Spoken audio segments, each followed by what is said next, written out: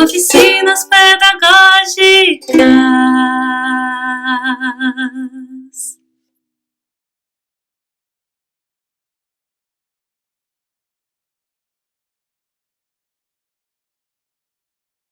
Vivências criativas para práticas iniciais de leitura. Educação infantil e Bia.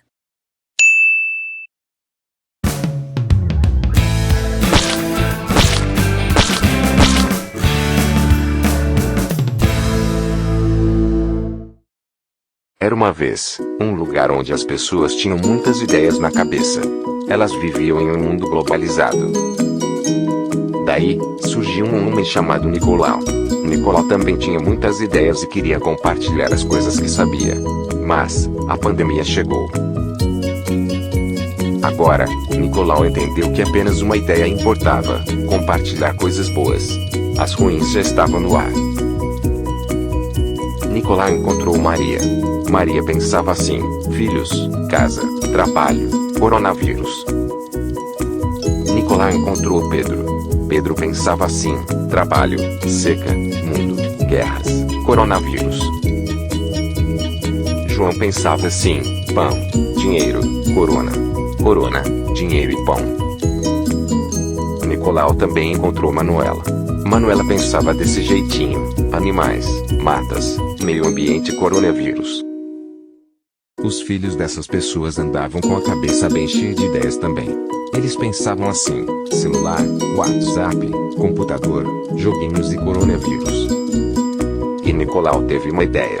Ele queria transmitir um pouco de paz, um pouco de calma, um pouco de amor, um pouco de coisas boas, para que a cabeça de todos, que já estava bem cheia de tantas ideias, se calmasse. A intenção de Nicolau era de que, em tempos de pandemia, as pessoas se reconectassem umas com as outras, que encontrassem, em meio ao isolamento social, o que é essencial para nos tornar mais humanos. Olá, colegas! É com muito prazer que iniciamos o nosso encontro que tem por tema Vivências Criativas para as Práticas Iniciais de Leitura. Queremos com isso propor alguns recursos de contato prazeroso com o universo da escrita para as crianças da educação infantil e também dos primeiros anos do ensino fundamental, nesse contexto de ensino remoto. A história original da escritora Ruth Rocha, Nicolau tinha uma ideia, discorre sobre a importância de compartilhar ideias. E essa releitura aqui apresentada propõe no momento atual o compartilhar de cuidado, pois em um mundo instável e repleto de informações como o nosso, é necessário pensar de forma amorosa e respeitosa no acolhimento de si e dos demais. Esse momento em que enfrentamos a pandemia da Covid-19 é bastante desafiador e nos deixa angustiados. Mas sabemos que, apesar da distância física, muitos educadores estão se unindo, compartilhando saberes e competências no uso dos recursos tecnológicos, gravando até mesmo o passo a passo cuidadoso de determinadas tarefas. E isso tem propiciado, tem gerado muito aprendizado entre nós, professores. Lembramos que esse material que agora expomos para vocês é o resultado do trabalho e da união de 3 corações dos Centros de Vivências Lúdicas, Oficinas Pedagógicas, a Saron e eu, de Sobradinho, e a Simone, de Núcleo Bandeirante. Trago nesse momento para cada um de vocês alguns questionamentos para reflexão. Você se lembra como foi o seu processo inicial de aprendizado da leitura e escrita? Você teve acesso a materiais variados de leitura? Havia a presença de um leitor fluente que te motivou a aprender a ler? A sua professora ou seu professor lia com frequência textos significativos e instigantes? O capítulo inicial do livro Alfabetizar e Letrar, da professora Marlene Carvalho, traz alguns relatos de experiências reais que mostram que para algumas pessoas esse processo inicial se deu de maneira bastante prazerosa e em outros casos, ao contrário, de forma muito penosa. Observemos esse relato de Graciliano Ramos. Enfim consegui familiarizar-me com as letras quase todas. Aí me exibiram outras 25 diferentes das primeiras e com os mesmos nomes delas. Atordoamento, preguiça, desespero, vontade de acabar-me. Veio o terceiro alfabeto, veio o quarto, e a confusão se estabeleceu. Um horror de quiprocós. 4 sinais com uma só denominação. Se me habituassem às maiúsculas, deixando as minúsculas para mais tarde, talvez não me embrutecesse. Jogaram-me simultaneamente maldades grandes e pequenas, impressas e manuscritas, um inferno. Aprender como funciona o sistema de representação da escrita alfabética não é tarefa simples, pois é necessário ser capaz de entender que as letras representam os sons da fala e também como funciona essa relação entre os fonemas e grafemas. Para aqueles que relatam esse aprendizado inicial como prazeroso, há na maioria das vezes a figura de um adulto ou um leitor experiente disponível e disposto, a interações significativas com as crianças. Observemos que um objeto qualquer, mudando de posição, continua sendo ele mesmo, como um copo, que se a gente vira ao contrário, continua sendo um copo. Mas no caso das letras, é um pouco diferente. Um P, um Q, um B e um D. Para a organização do nosso trabalho, nos apoiamos nos estudos da professora Magda Soares, que afirma a importância do trabalho integrado entre alfabetizar e letrar. A alfabetização compreendida no seu sentido específico, com a aprendizagem do sistema alfabético, a aquisição das habilidades de ler e escrever, que deve ocorrer no contexto de letramento, ou seja, no enfrentamento de textos reais que circulam em nosso meio social. É preciso ensinar de forma explícita as relações fonema-grafema e realizar as intervenções em cada fase descrita pela psicogênese com metodologias variadas para que as crianças se tornem leitoras e escritoras.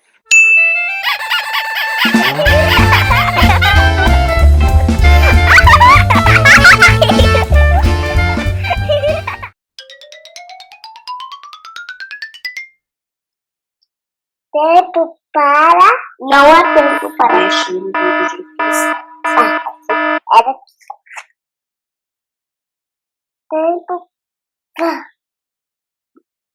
Tempo para tudo. O que significa fazer? O que está escrito aqui, menino? Não, conta do jeito que você sabe. Esse menino é o quê? Preguiçoso. E o outro? Diligente. Esperto. Diligente. Enfrentando.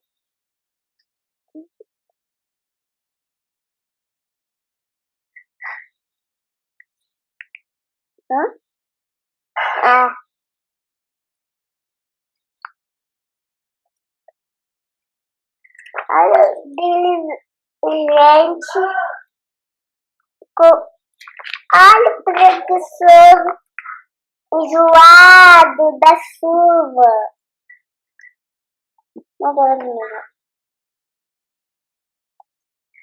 Olha o diligente feliz. Olha o preguiçoso cansado.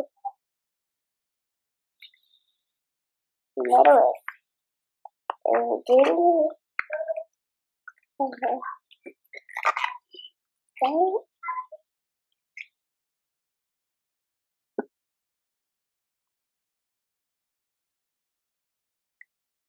Olha a historinha.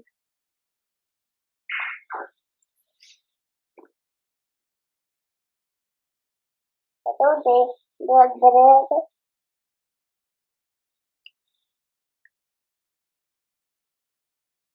Olha que árvore linda.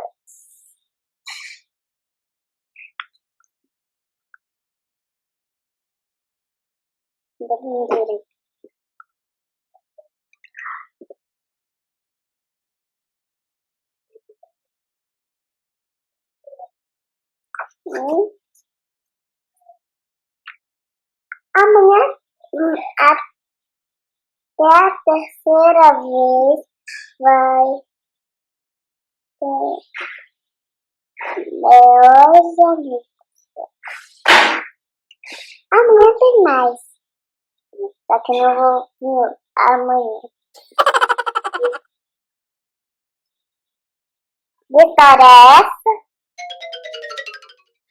Como acabamos de ver nesse vídeo do Arthur Marçal Miranda, com imagens gentilmente cedidas por sua mãe Saron, nossa querida professora formadora aqui da Oficina Pedagógica de Sobradinho, quando ele tinha apenas 4 aninhos de idade, ele já fazia sua leitura. Do seu modo, do jeito que criança pequena faz.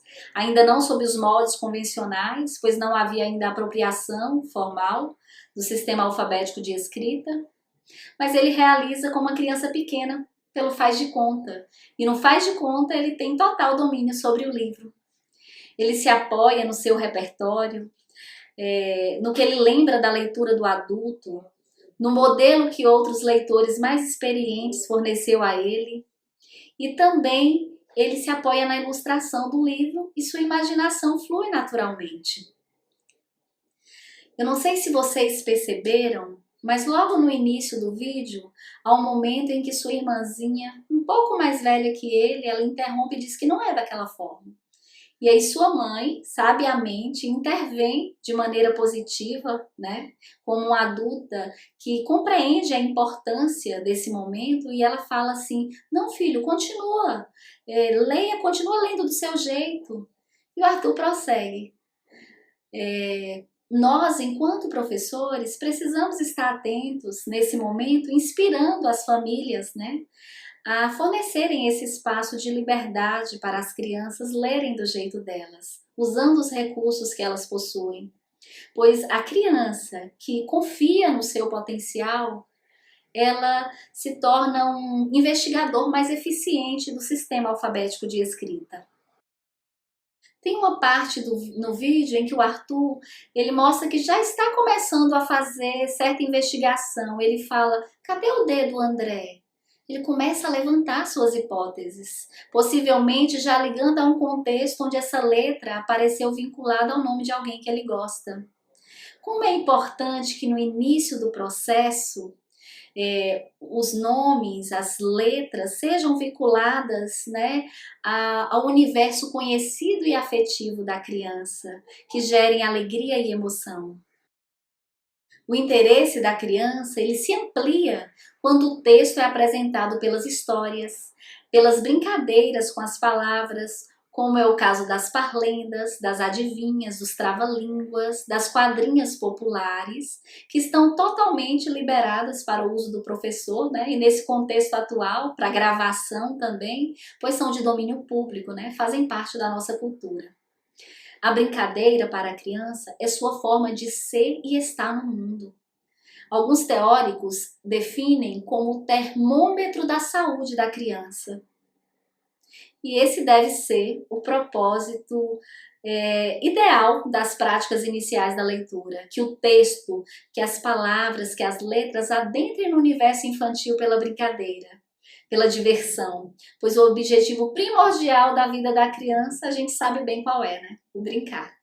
Precisamos embarcar na fantasia infantil e deixar a criança falar mais alto, não no sentido de gritaria, mas no sentido da essência da infância. Vamos recuperar a criança que fomos, reconhecer e resgatar a sua fonte criativa.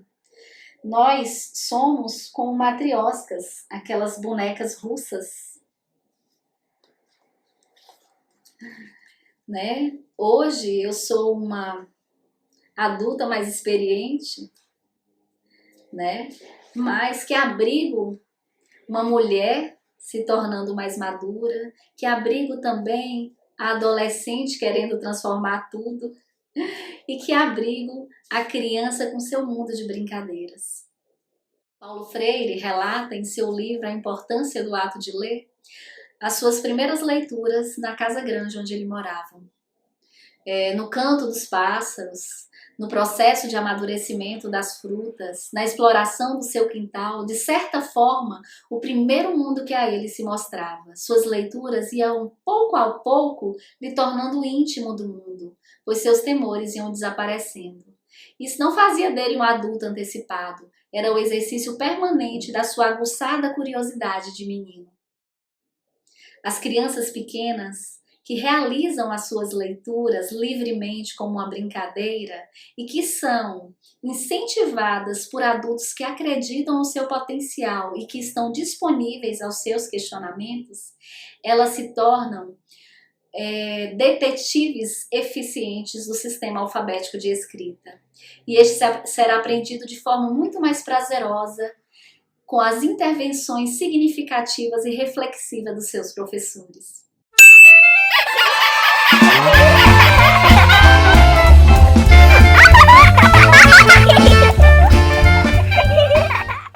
Galinha choca, comeu minhoca, saiu pulando que nem pipoca. Galinha soca, comeu minhoca, saiu pulando que nem pipoca.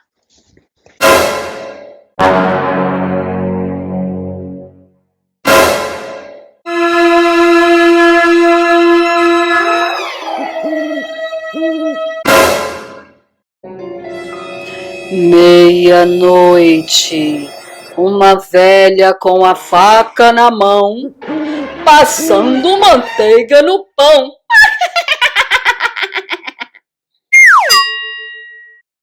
Quando lemos a parlenda e fazemos o acompanhamento com o dedo próximo às palavras, ajudamos a criança a perceber que a escrita se organiza da esquerda para a direita e o texto de cima para baixo.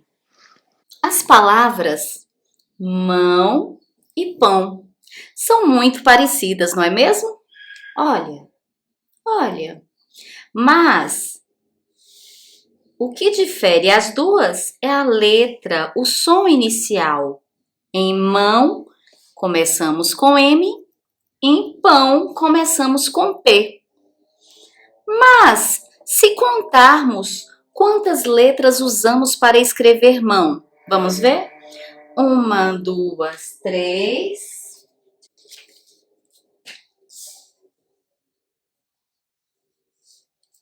E pão? 1, 2, 3.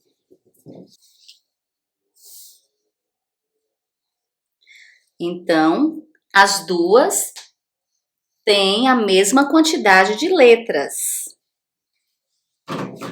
Conferindo. 1, 2, 3. 1, 2, 3.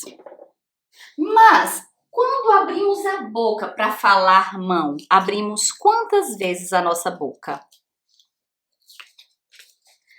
Mão. Nós abrimos uma única vez. E para falar pão, uma. Pão.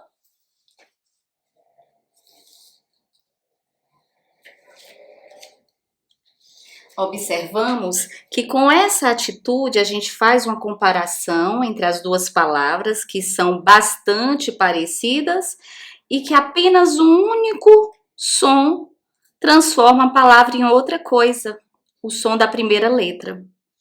E ainda fazemos com esse material concreto, que eu poderia usar uma tampinhas de refrigerante, a gente faz a relação bionívoca de 1 para 1, que é importantíssimo também para a criança nessa fase inicial de aprendizado. Aqui na comparação entre manteiga e mão, nós já temos a diferença é que as duas começam com o mesmo som e com a mesma letra, a letra M, e terminam com sons diferentes, né? Representado pela letra O e pela letra A. Usei esse mesmo material aqui para contar o número de letras, e é importante fazer a correspondência bionívoca, que a criança amplia sua capacidade de raciocínio lógico e também a representação numérica. E aqui, quando se conta a quantidade de vezes que abre a boca para pronunciar as pautas sonoras, as sílabas, né? A gente representa até com uma boca para ficar mais. Quantas vezes a gente abre a boca para ficar mais evidente isso? E eu usei o mesmo material das outras vezes para fazer a representação aqui, o registro, porque plastifiquei, então dá para usar diversas vezes, né? Só apagando com o guardanapo. A Parlenda da Meia-Noite ressalta alguns elementos intrigantes para o trabalho com as crianças pequenas, como o escuro, a faca, a figura curvada da velha, mas nós a propomos aqui pelas inúmeras possibilidades de diálogo que ela pode gerar, além de ser divertida pelo desfecho que surpreende. Uma das questões é o medo do escuro, que faz a gente imaginar monstro até de sombra de árvore projetada na janela e faz com que muitos filhos insistam em dormir com seus pais. Quando destacamos a questão da faca, entendemos que o contexto de casa pode ser bastante seguro, bastante acolhedor, mas sabemos também a quantidade de acidentes domésticos que podem ocorrer. Então, é fundamental alertar as crianças quanto aos perigos do acesso a objetos cortantes, a necessidade de distanciamento do fogo e também de certos produtos de limpeza. A questão da velha remete à ligação com a figura da bruxa, tão conhecida nas histórias. E, na verdade, velhos, idosos, somos todos nós com o passar do tempo, pois a nossa aparência ela vai se transformando completamente ao longo dos anos. E a bruxa que ligamos à figura de maldade, podemos buscar em nossa literatura infantil atual textos que ajudem a desconstruir ou equilibrar melhor as imagens ligadas às mulheres mais maduras, pois a maioria dos contextos de agressão e de abuso com os pequenos em nossa realidade não são de autoria feminina. As bruxas do passado eram mulheres perseguidas pela sabedoria no trato com os elementos da natureza, na fabricação dos medicamentos naturais que ofendiam a interesse de poderosos machistas e mercantilistas de outras épocas. Quantas pautas de discussão e questionamento interessante pode estar surgindo de uma simples parlenda? Brincando com essa parlenda, lembrei de uma canção popular conhecida em algumas regiões brasileiras que pode dialogar com essa temática. Lagartixa na parede, parece um camaleão. Mulher velha na cozinha, parece um gato ladrão. Olha o sapo, sapo dentro, sapo batendo papo e o papo soltando vento. Olha o sapo dentro, sapo batendo papo e o papo soltando vento. Então, nessa brincadeira musical, uma mulher velha, quando não quer fazer barulho na cozinha, ela pode ser tão sutil e silenciosa quanto um gato. É a arte, né, que se alcança com a experiência, com o passar dos anos. As parlendas, as músicas, as atividades com rimas são recursos úteis e agradáveis para desenvolver a oralidade e, de forma estratégica, ajuda a desenvolver a consciência fonológica. Ou seja, quando a criança ela compreende que as letras representam os sons da nossa fala. Na educação infantil e nos primeiros anos do ensino fundamental, é muito importante o contato com diversos gêneros textuais, mas esses em especial podem ajudar a dar destaque às sílabas iniciais e finais das palavras. A casinha da vovó, cercadinha de cipó. O café tá demorando? Com certeza não tem pó. A casinha da vovó, Cercadinha de cipó. o café tá demorando? Com certeza não tem pó.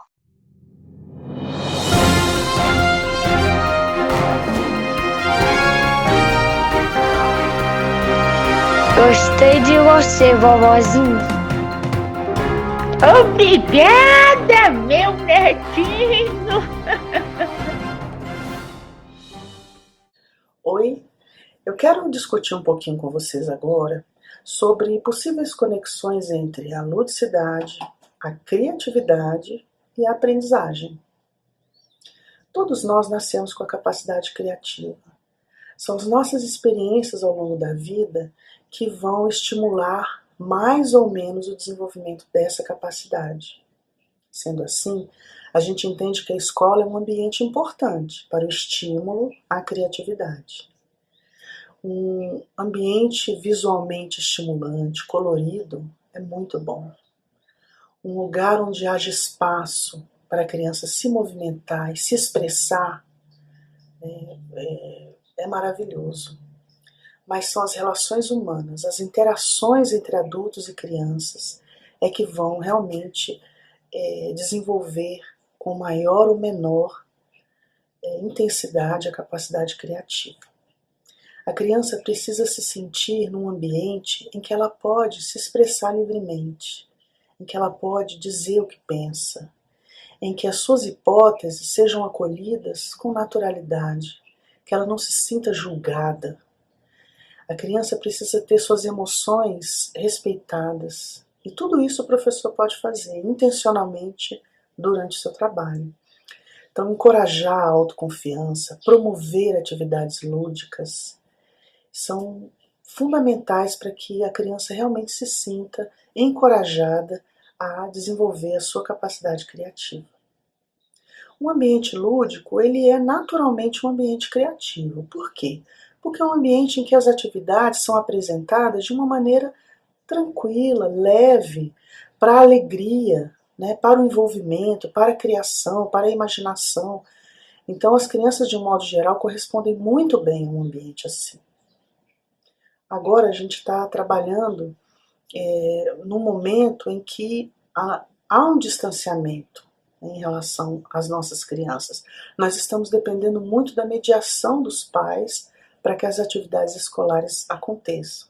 Então, nesse contexto de aulas remotas, é ainda mais importante que nós façamos escolhas de atividades lúdicas. Por quê? Porque, de uma maneira geral, elas vão estimular o interesse da criança. Para isso acontecer, as famílias precisam ser muito bem orientadas. Então, elas precisam receber informações sobre como elas podem preparar tempo e espaço para que a criança ela realmente realize a sua atividade de uma maneira tranquila. Porque a gente sabe que a ludicidade é um fenômeno que tem aspectos culturais e aspectos subjetivos. Então, o elemento da cultura, ele define quais são os jogos, quais são as brincadeiras, quais são as festas, que são consideradas atividades lúdicas. Mas nós também temos, por outro lado, o elemento subjetivo, como cada indivíduo vivencia aquela atividade. Então, autores importantes no campo da ludicidade, como Huizinga, Lucchesi e Dávila, mostram para a gente isso, que o fenômeno da ludicidade ele é dialético. Então ele tem elementos da cultura, mas também tem elementos subjetivos. Ou seja, um jogo, uma brincadeira pode ser considerada culturalmente lúdico, mas cada indivíduo, a maneira como ele vivencia aquela atividade também vai definir se é lúdica. Então o adulto ele oferece atividade lúdica para a criança, mas a gente deve observar se aquilo é encarado por ela como um momento ali de alegria, de prazer, de envolvimento. Se for assim, aquela atividade é lúdica. Então as famílias precisam ser orientadas a pensar em momentos em que a criança está mais tranquila, ela está mais disposta a receber as atividades escolares. Outro elemento importante é o espaço, Ela tem um espaço mais adequado, confortável, ou existem estímulos do ambiente que vão concorrer com a atenção dela. Então isso é muito natural para o nosso entendimento, porque é o nosso campo de trabalho, mas para as famílias não é assim. Então elas precisam permanentemente serem lembradas disso, de que o ambiente é importante para que a criança se sinta motivada a aprender. O nosso papel como professor é ofertar atividade lúdica para a criança. Atividades que sejam breves, interativas, que estimulem a sua imaginação, em que ela possa se expressar, dizer o que pensa, da forma como ela escolher. Mas, por outro lado, as famílias também precisam ser orientadas para que isso seja feito num momento tranquilo para a criança. e que não seja ali um momento de disciplina da família, um momento de correção, porque senão aquela atividade escolar não vai ser lúdica para ela. Então, nesse contexto de aulas remotas, é fundamental a gente orientar as famílias nesse sentido. É claro que essa orientação deve vir sempre numa perspectiva positiva. Então, esse diálogo ele precisa ser leve, ele precisa ser encorajador para a família e para a criança. O processo de aprendizagem ele é um processo que não envolve só elementos cognitivos, mas também elementos que envolvem as emoções, a consciência corporal.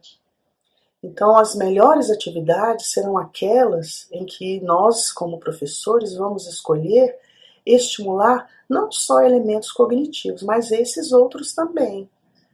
Isso vai contribuir para que haja motivação, para que haja interesse da parte da criança. E a família, encorajada permanentemente nesse sentido, vai ser a mediadora melhor para a realização do nosso trabalho.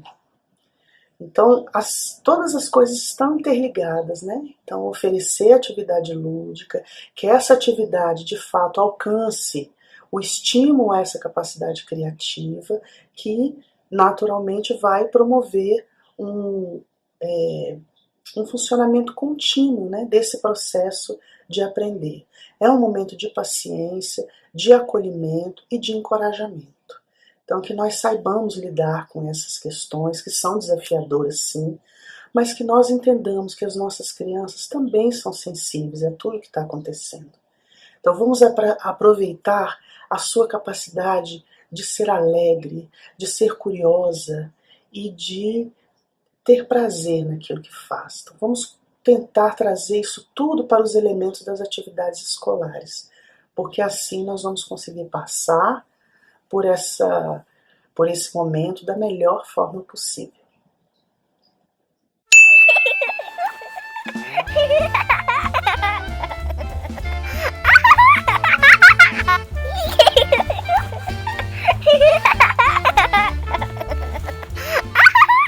Olá, meu nome é Saron, diretamente do estúdio da minha casa, que é o canto da cozinha.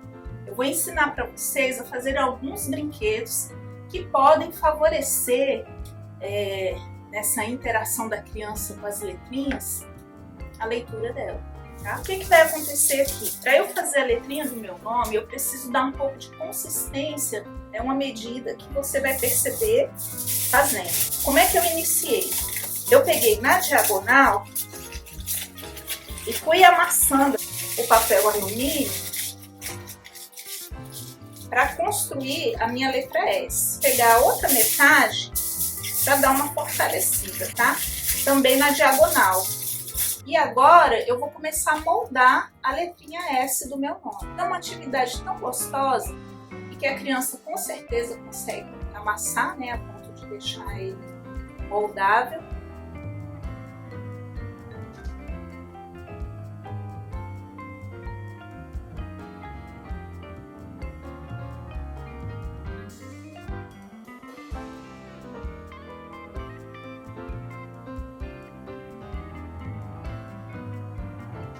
Prontinho.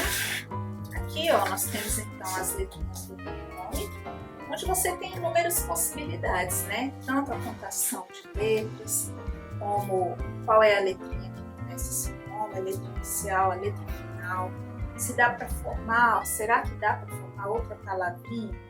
E o bicho-papão é o lugar onde ela vai guardar essas letrinhas para não sumir embaixo da cama, não sumir embaixo do sofá.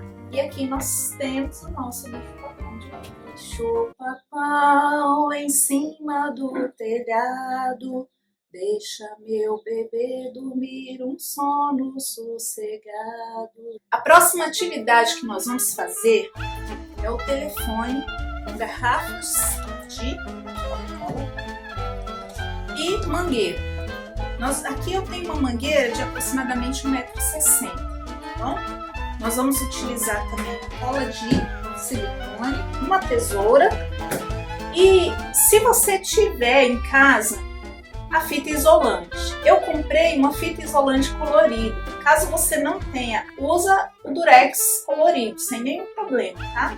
A primeira coisa que nós vamos fazer é cortar essas duas garrafas aqui, ó, cerca de 1 centímetro, mais ou menos a largura de um dedo, abaixo dessa marquinha aqui. Então vamos tentar cortar o mais retinho possível para que a qualidade do acabamento fique melhor. Vou falar para vocês qual é o pulo do gato agora. Qual é o pulo do gato no acabamento dessas duas garrafas? É a utilização do ferro de passar roupa. Eu liguei meu ferro de passar roupa e agora eu vou rodar essa garrafa PET até que ela comece a emborcar. Se você perceber que seu ferro está muito quente, você pode reduzir a temperatura dele. O acabamento fica perfeito, gente. Maravilha. Você coloca a garrafa.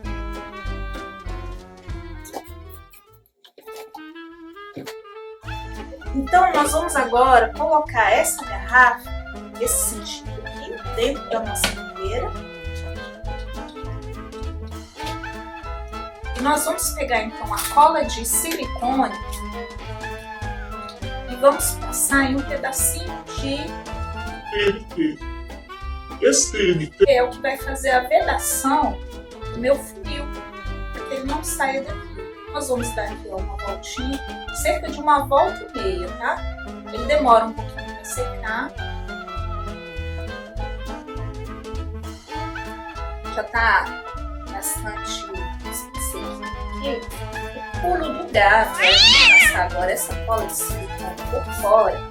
Como a cola de silicone faz o fio deslizar, facilita bastante o trabalho. Então, do outro lado, já volta na mesma direção que eu consigo puxar, tá? Certinho. O acabamento vai ser feito com a fita isolante. Então, eu vou começar aqui, ó, esse acabamento dando voltas nesse gargalo e aproximando aqui da nossa mangueira.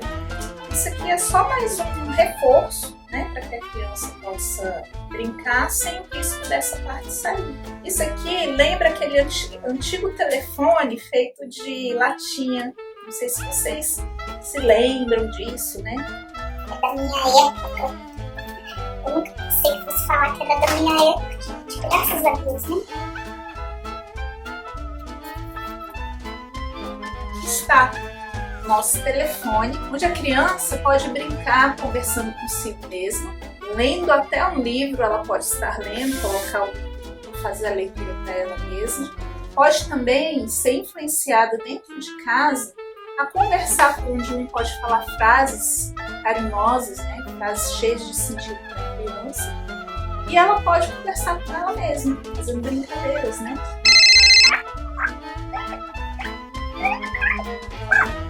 E é isso aí. 5 letras poderosas e que são fenomenais. Toda palavra de nossa língua apresenta uma ou mais. Estou falando de quais? Estou falando de quais? Elas são nossas vogais. Elas são nossas vogais. Apresento para vocês o mini livro das vogais. A, do avião e da abelha. É, da escova da escada. I, da iguana e da ilha. O, do óculos da ovelha. U, do urso e do urubu.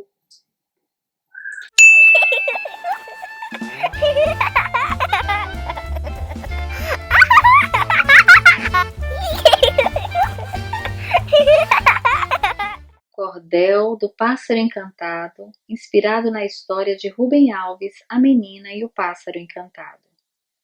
Vou contar uma história de um pássaro diferente. Seu prazer era deixar contente e encher de boa memória, com episódios de luta e glória, o coração de uma menina. Assim o pássaro a ensina o prazer de explorar o mundo, conhecer sempre novo rumo, voar livre era a sua sina. A menina ouvia atentamente, a cada volta grande surpresa, na qual o pássaro trazia a beleza do lugar visitado e de sua gente. A experiência era uma riqueza, Chegou branco como algodão, da montanha coberta de neve. Mesmo com essa viagem breve, trouxe de presente a emoção do vento que parecia canção e deixava o frio mais leve. A menina, ouvindo, adormecia, e ao sonhar também voava. Outra vez o pássaro chegava, agora o vermelho lhe cobria, do fogo, da seca, da agonia, de tanto lamento por água, da queimada que não apaga, do verde que se extinguia. E ele também contava da força daquele povo. A menina pedia de novo, e contudo se admirava, mas a tristeza chegava. Quando era o momento, para a menina um tormento de despedir-se do amigo. Ele dizia, agora eu sigo. Ela falava, eu não aguento. E sentindo a dor da saudade, uma ideia incrível lhe pareceu. O amigo seria somente seu. Sem pensar que era maldade, na gaiola o pássaro prendeu. Ele não acreditou no absurdo, olhava e chorava mudo. A menina diz, tá tudo certo, ficarei sempre por perto, te amo mais do que tudo. O pássaro perdia a cor, ficou cinza desbotado, caía as penas do coitado, seu gemido era de dor. Com a prisão some o amor, e também toda a saudade. E a menina vê a verdade, o encanto precisa voltar, seu pássaro precisa voar, e lhe devolve a liberdade. Menina, agora você entende, na saudade está o encanto, ela me cobre de colorido manto, me faz voltar novamente e alimentar o riso da gente. Quando estiver distante, lembrará do amor gigante, se enfeitará para me ver, assim lembrarei de você e ficarei feliz radiante. A menina diz sorridente, voa, pássaro, voa feliz, desculpe-me pelo que fiz. Ele diz, não se atormente, estarei contigo brevemente. E a menina segue o caminho, sabe que em algum cantinho tem um pássaro encantado e o mundo fica enfeitado lembrando do seu carinho. Sabia lá na gaiola fez um buraquinho, e a menina que gostava tanto do bichinho, chorou, chorou, chorou, chorou. Sabia lá na gaiola fez um buraquinho, e a menina que gostava tanto do bichinho, chorou, chorou, chorou, chorou. Sabia fugiu do terreiro, foi cantar no abacateiro, e a menina pôs-se a chorar. Vem cá, Sabia, vem cá.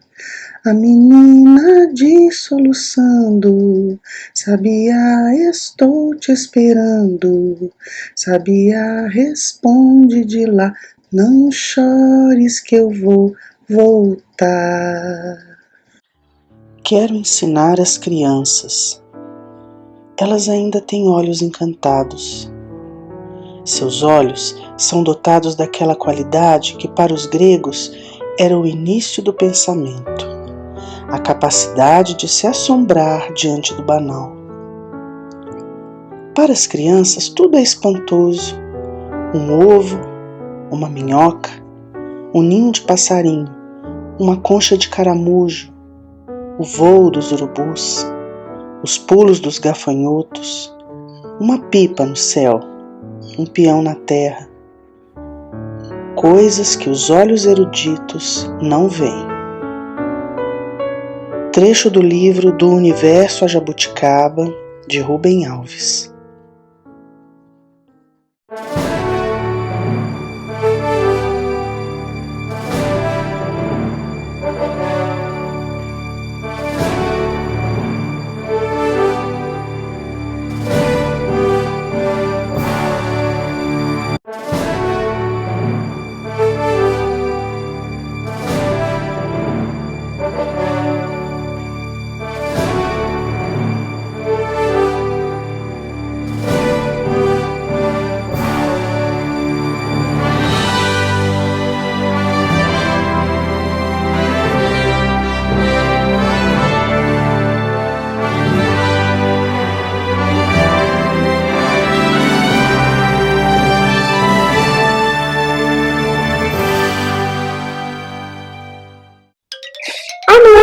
mais. Só que eu não vou amanhã. De história é essa?